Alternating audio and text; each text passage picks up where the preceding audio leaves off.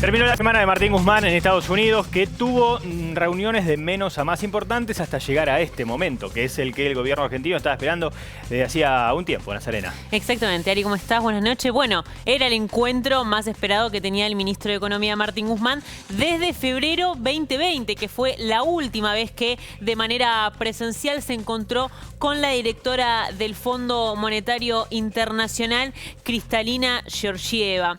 A ver, bueno, ¿qué dicen desde el Ministerio de Economía? Fructífero lo que fue el encuentro, ¿no? Enriquecedor. Por supuesto que Martín Guzmán no se vino con un acuerdo bajo el brazo. De ninguna manera iba a ser esa la consecuencia de la reunión, ¿no? Ya tener todo acordado, ¿sí? El comienzo. Sí. A mí, esto que estamos... A ver si vamos aquí a la pantalla, ¿no? Sí. Esto es interesante cuando... Esto estamos leyendo... Acá estamos hablando de... A ver...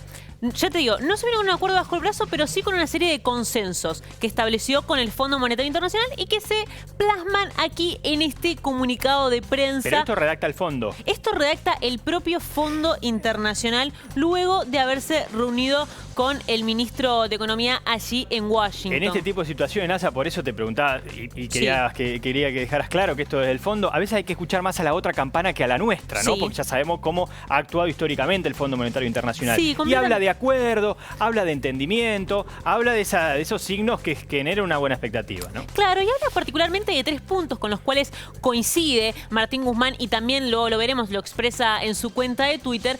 3 puntos clave que habla, te diría, de la nueva gestión del Fondo Monetario. Obvio que no me animaría a decir que es un nuevo organismo de crédito, pero sí de repente tiene cambios un poquito que van en línea opuesta a esta idea de el Fondo Monetario Internacional como principal organismo ortodoxo y más conservador y demás. Que básicamente, bueno, ahí también estamos viendo, la vemos a Martín Guzmán junto a Kristalina Georgieva. Básicamente los acuerdos tienen que ver con que la inflación es multicausal, es decir, únicamente la inflación no se da por...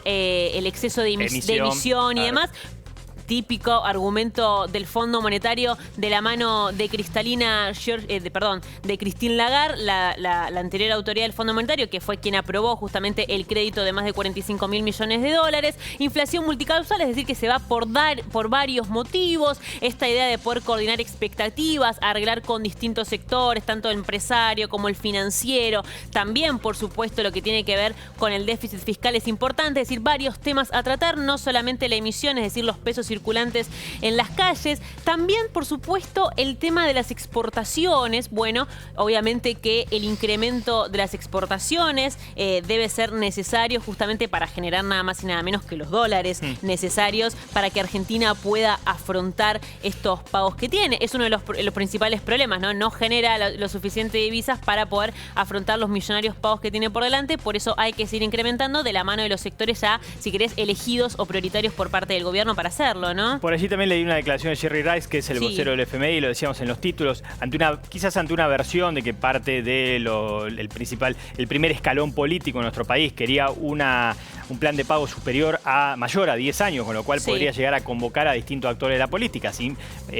Porque hay que tener en cuenta que el país nadie sabe quién lo va a gobernar en 10 años y que todos lo aprobaran. Allí el fondo igual pisó el freno y dijo, en general los acuerdos son por 10 años, es muy difícil que se extienda el plazo como no se extiende con otros países. Tal cual. Más allá de eso, estas pautas hacen que quizás pueda llegar el gobierno argentino a ese acuerdo de facilidades extendidas, ¿verdad? Bueno, es interesante, muy notable, te diría, ver cómo el Fondo Monetario, a la hora de entregar créditos que, según argumentan desde el gobierno, son totalmente irregulares por las condiciones en las que se emitieron, porque no estuvieron flojos de papeles, proceso administrativo cero. Tendría que ser clave para... Claro, pero al mismo tiempo, a la hora de negociar devoluciones, ahí sí establecen, ¿no? Van a rajatabla con las reglamentaciones propias del Fondo Monetario, y en este sentido no se pueden extender por más de 10 años, no se puede realizar una quita de capital, e incluso me atrevería a decir, porque estuvimos escuchando en varios lugares que Jerry Rice, el representante de prensa, si querés, el vocero del Fondo Monetario,